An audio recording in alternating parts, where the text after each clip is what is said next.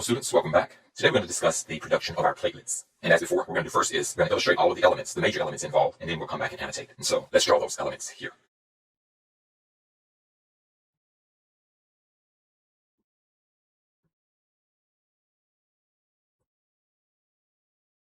And so here we have the elements involved in platelet production. One very conspicuous feature here is this very large cell. What is this and why is it so big? But we'll get to that later. Let's go through this process. Just as with the other formed elements, we're going to start out here with our pluripotent stem cell or our hemocytoblast. So let's indicate those names here.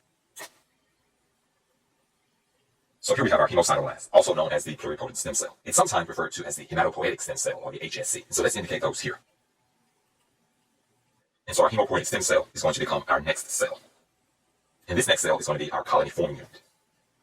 The name of this cell is formatted a little differently. And so we call it the colony-forming unit megakaryocyte, and it's abbreviated CFU-MEG.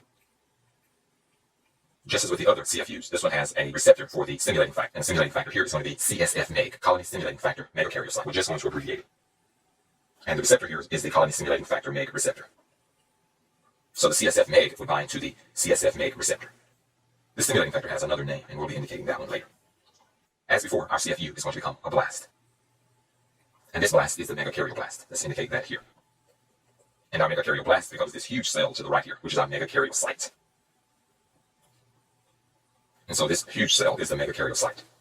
Our typical cells may have a width or a diameter of about maybe 10 to 15 microns. However, the megakaryocyte is going to have a diameter from maybe 100 to 150 microns. And so let's indicate that here. Now, the next step is going to be different from anything we've seen so far. In order for the megakaryocyte to become platelets, it's going to start segmenting itself. So let's indicate here that we have platelets. Platelets are also called thrombocytes.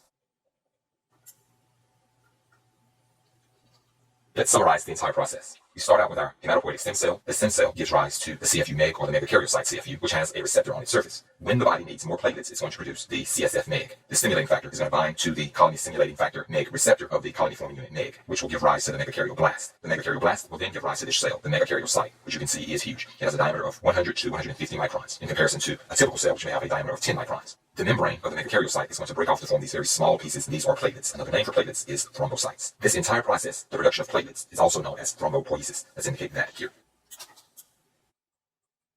The alternate name for the CSF-MEG or the colony-stimulating factor for the megakaryocyte is thrombopoietin. Let's indicate that one here.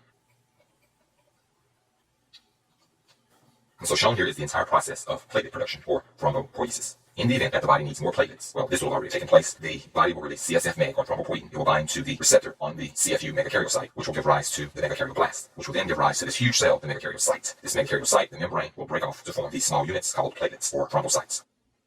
As a comparison, I'm going to show the size of the other formed elements relative to that of the megakaryocyte, and you'll be able to see the huge size disparity between this cell and the other formed elements. So shown here are the other formed elements: a lymphocyte, monocyte, eosinophil, neutrophil, basophil, red blood cell. We've already seen the platelet, and as you can see, the megakaryocyte is huge by comparison. And so that's all we have to say about thrombopoiesis and the platelets. And so that concludes this lecture. I hope that you learned a lot.